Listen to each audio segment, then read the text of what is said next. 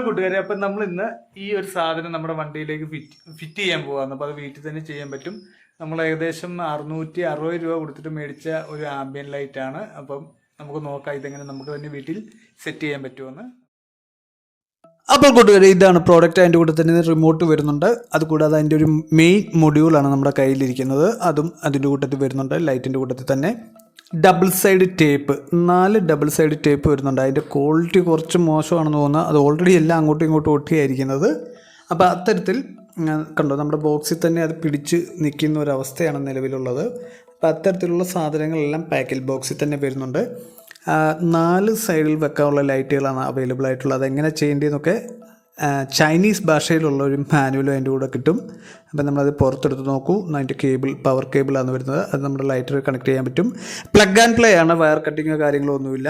അതിൽ കൂടാതെ കണക്ഷൻ കൊടുക്കാനുള്ള വയറും അതിൻ്റെ കൂട്ടത്തിൽ വരുന്നുണ്ട്. ലൈറ്റ് ABS മെറ്റീരിയൽ കൊണ്ട് നിർമ്മിച്ചതാണ്. കണ്ടോ, ഡയമണ്ട് ഷേപ്പിലാണ് ലൈറ്റുകൾ വരുന്നത്. അപ്പോൾ അത് നന്നായിരിക്കുമെന്നാണ് എൻ്റെ ഒരു വിശ്വാസം. അത് എല്ലാം തന്നെ വളരെ മികച്ചതാണ്. വേറെ ഡാമേജോ കാര്യങ്ങളോ ഒന്നുമില്ല പ്രോഡക്റ്റ് നമ്മുടെ കയ്യിലെത്തിയിട്ട്.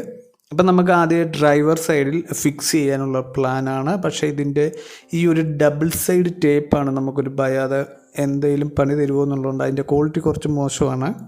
അപ്പോൾ എന്തായാലും നമ്മൾ അതിന് വേറെ ടേപ്പ് മേടിക്കേണ്ടി വരും എന്നാണ് എൻ്റെ ഒരു വിശ്വാസം. എന്തായാലും നോക്കാം. അപ്പോൾ ഇത്തരത്തിലുള്ള പ്രോഡക്റ്റ് നമുക്ക് ആമസോണിലും ഫ്ലിപ്കാർട്ടിലും ഒക്കെ അവൈലബിൾ ആണ്, പലതരത്തിലുള്ളത്. പലതിൻ്റെ റിവ്യൂ മോശമാണ്. അപ്പം നമ്മൾ ഓട്ടോ പവേഴ്സിൽ നിന്നും ഡയറക്റ്റാണ്, അവരുടെ വെബ്സൈറ്റിൽ നിന്നുമാണ് നമ്മളിത് പർച്ചേസ് ചെയ്തത്.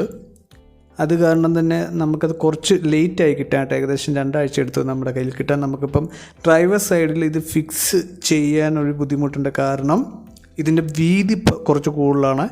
ആ വീതിക്ക് പറ്റുന്ന ഒരു പ്രതലം നമുക്ക് കിട്ടുന്നില്ല ഒട്ടിക്കാനായിട്ട്. അതാണ് ഈ ഭാഗത്ത് നമ്മളിപ്പം നേരിടുന്ന ചലഞ്ച്.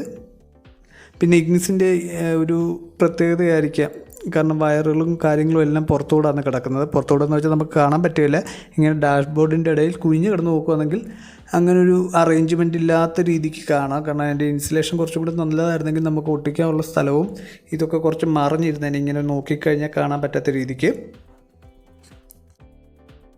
പിന്നെ എനിക്ക് ഈ ഡ്രൈവറിൻ്റെ ഭാഗത്ത് വലിയ ലൈറ്റ് വേണമെന്നൊരു താല്പര്യമില്ല. കാരണം രാത്രിയാകുമ്പോൾ വണ്ടി ഡ്രൈവ് ചെയ്യുമ്പോൾ എന്തെങ്കിലും ബുദ്ധിമുട്ടുണ്ടാകുമോ എന്നുള്ളത് നമുക്കറിയത്തില്ല. നമ്മൾ ആംബിയൻ ലൈറ്റുള്ള വണ്ടി ഓടിച്ചിട്ടില്ല. ഇപ്പോൾ നമ്മൾ ഡ്രൈവർ സൈഡിലെ ലൈറ്റ് ഫിക്സ് ചെയ്യുകയാണ്. ആ ക്ലബ് ബോക്സിൻ്റെ താഴെയായിട്ടുള്ള ഭാഗത്ത് നമ്മളത് കൃത്യമായിട്ട് ഫിക്സ് ചെയ്യുന്നു. കാരണം ഇത് തുറക്കുമ്പം അതേ വന്ന് തട്ടാൻ പാടില്ല. നമ്മുടെ കയ്യിലിരിക്കുന്ന ലൈറ്റ് കുറച്ച് വീതിയുള്ള ടൈപ്പാണ്, ABS മെറ്റീരിയലാണ്, നല്ല കട്ടിയുള്ള സൈസുമാണ്. അപ്പം അത് തുറക്കാനും അടയ്ക്കാനും ബുദ്ധിമുട്ടുണ്ടാകാത്ത രീതിക്കാണ് നമ്മൾ ഒട്ടിച്ചിരിക്കുന്നത്. കണ്ടോ, ഒരു കുഴപ്പമില്ല. അപ്പം സംഗതി ഇവിടുത്തെ റെഡി ആയിട്ടുണ്ട് ഡ്രൈവറിൻ്റെ അടുത്ത്. പിന്നെ ഒരു പ്രത്യേക നമ്മൾ ശ്രദ്ധിക്കേണ്ട കാര്യമെന്ന് വെച്ചാൽ ഇതിൻ്റെയൊക്കെ കേബിള് കുരുങ്ങുന്ന രീതിക്ക്, അതായത് ആൾക്കാർ കയറുമ്പോൾ കാല് കുരുങ്ങുന്ന രീതിക്ക് ഒരിക്കലും ഇടാൻ പാടില്ല.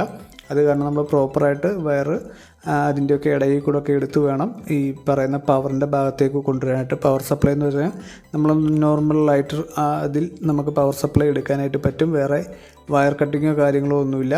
അതുപോലെ തന്നെ ബാക്ക് സൈഡിലേക്കുള്ള ലൈറ്റാണ് നമ്മളിപ്പോൾ ഫിക്സ് ചെയ്യാൻ പോകുന്നത്.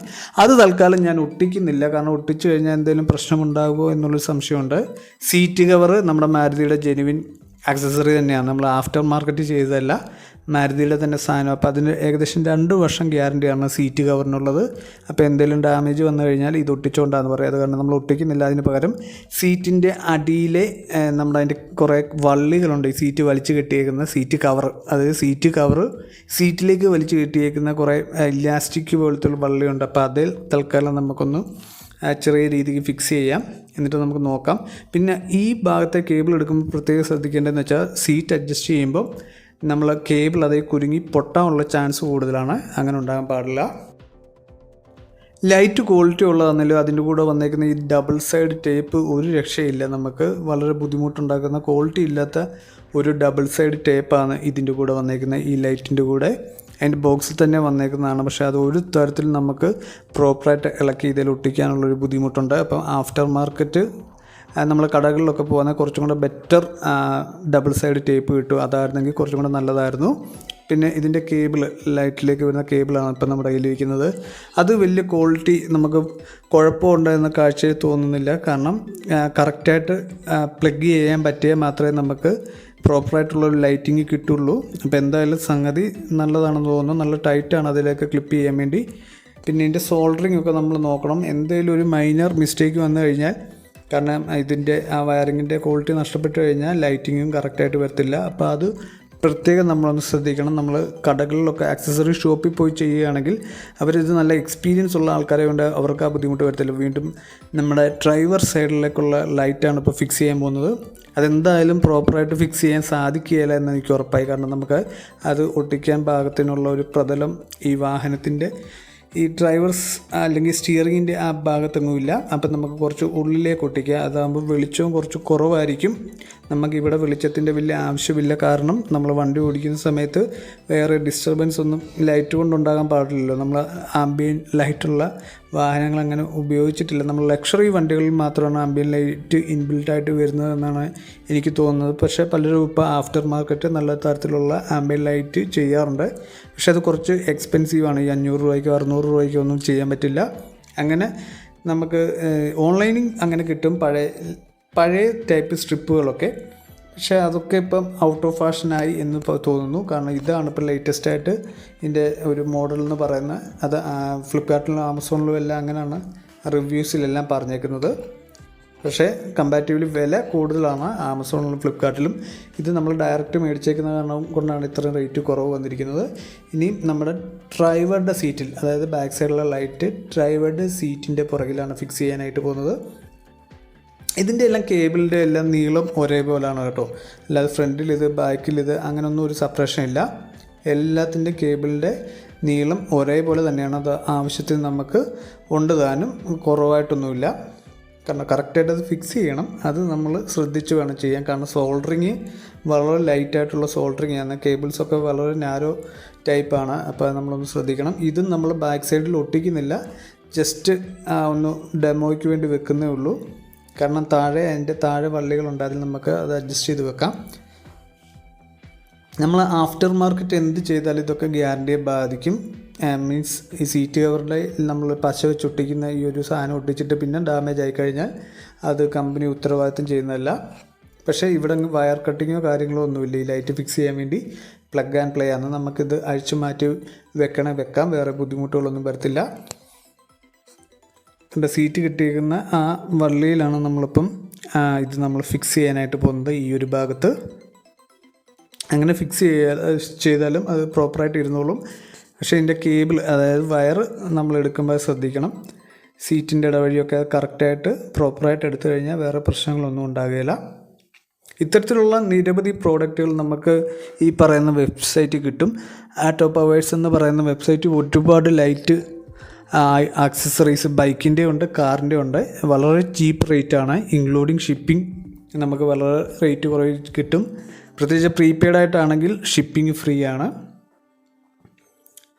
അപ്പം നമ്മൾ പുറകിലത്തെ ലൈറ്റും അങ്ങനെ ഫിക്സ് ചെയ്തിരിക്കുകയാണ്. അതിൻ്റെ കേബിളിനെല്ലാം അത്യാവശ്യം നീളത്തിൻ്റെ ഒരു കുറവോ അങ്ങനെയുള്ള ബുദ്ധിമുട്ടോ കാര്യങ്ങളോ ഒന്നുമില്ല. ഏതൊരു വാഹനത്തിലും നമുക്കിത് സിമ്പിളായിട്ട് ഫിക്സ് ചെയ്യാനായിട്ട് സാധിക്കും. പിന്നെ ഈ കേബിളൊക്കെ ഒന്ന് ഒതുക്കിയെടുത്ത് പ്രത്യേകിച്ച് നമ്മൾ ഒറ്റ നോട്ടത്തിൽ കാണാത്ത രീതിയിലേക്ക് മാറ്റുന്നതാണ് എപ്പോഴും ഭംഗി. അത്തരത്തിൽ നമ്മൾ മാറ്റാൻ ഒരു ശ്രമം നടത്തുകയാണ്. എന്തായാലും മാറ്റിൻ്റെ അടിയിൽ കൂടെ എടുപ്പിക്കാൻ പറ്റുവാണെങ്കിൽ വണ്ടി സർവീസിന് കൊടുക്കുമ്പം, കാരണം മാറ്റ് ഒട്ടിച്ചേക്കല്ല, മാറ്റും വന്നേക്കുന്നത് മാരുതിയുടെ ജെന്യുവൻ പ്രോഡക്റ്റ് തന്നെയാണ്. പശ വെച്ചോ ഫെവിക്വിക്ക് വെച്ചോ ഒട്ടിച്ചേക്കുന്ന മാറ്റല്ല, ജസ്റ്റ് താഴെ ഇട്ടേക്കുന്നത്. അപ്പോൾ അതിൻ്റെ അടിയിൽ കൂടെ നമുക്ക് എടുക്കാനായിട്ട് സാധിക്കും. നമ്മുടെ ഇപ്പം പവർ കണക്ട് ചെയ്യാൻ പോവാണ്. നമ്മുടെ ഡിവൈസിലേക്ക് പവർ കൊടുത്ത് നോക്കി, കുഴപ്പമൊന്നും വരികയില്ല. അപ്പം നമുക്കിനി കൊടുക്കേണ്ടതെന്ന് വെച്ചാൽ ഈ ലൈറ്റിൻ്റെ എല്ലാം കേബിൾസ് ഈ ഒരു മൊഡ്യൂളിലേക്ക് കൊടുക്കണം. ഇത് പലതരത്തിൽ ഏകദേശം ഇതിൻ്റെ റിമോട്ടിൽ ഒരുപാട് രീതിയിലേക്ക് ഇതിൻ്റെ ലൈറ്റിങ്ങിൻ്റെ അറേഞ്ച്മെൻറ്റ് മാറ്റാൻ പറ്റും. അതുകൂടാതെ നമ്മൾ മ്യൂസിക് കേൾക്കുകയാണെങ്കിൽ, വാഹനത്തിൽ മ്യൂസിക് വെക്കുകയാണെങ്കിൽ അതനുസരിച്ചും ഈ ലൈറ്റ് മാറുന്നതാണ്. അങ്ങനെ പലതരത്തിൽ നമുക്ക് ഈ ലൈറ്റ് അഡ്ജസ്റ്റ് ചെയ്യുവാനായിട്ട് സാധിക്കും.